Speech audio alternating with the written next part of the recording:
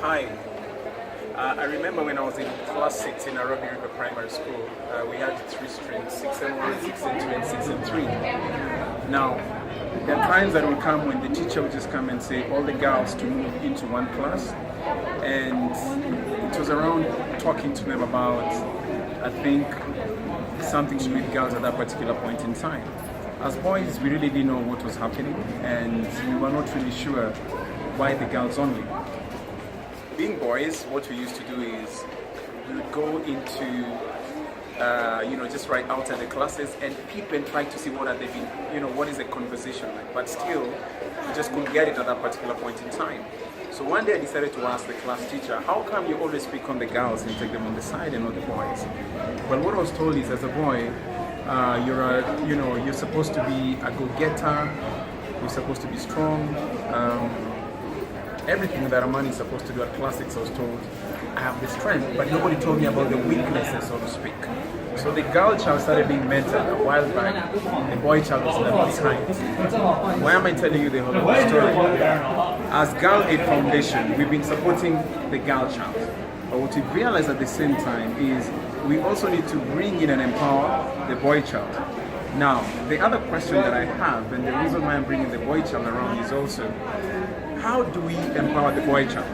I need your support, I need your comments, I need your views, so that I can be able to know what is it that I can do or we can do as Girl Aid Foundation to bring in the boys as well.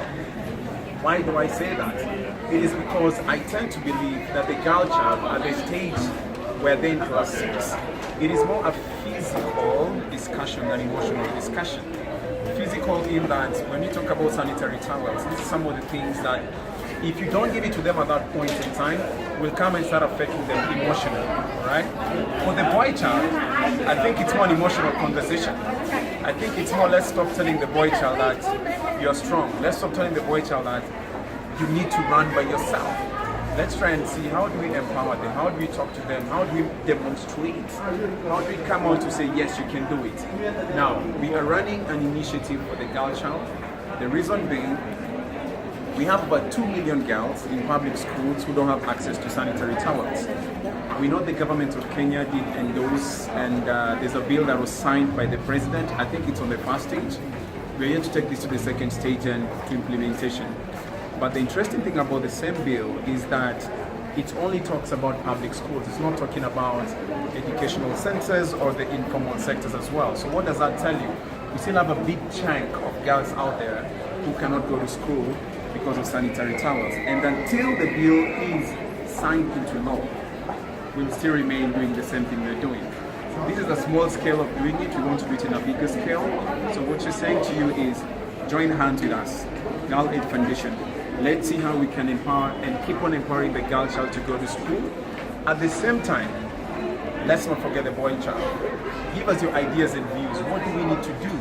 We are already engaging the boy child in different schools, but I think we can always do more.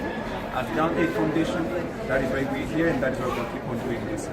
Thank you for listening, thank you for supporting us, and thank you for your signatures. All these signatures, Yaya Center is going to match.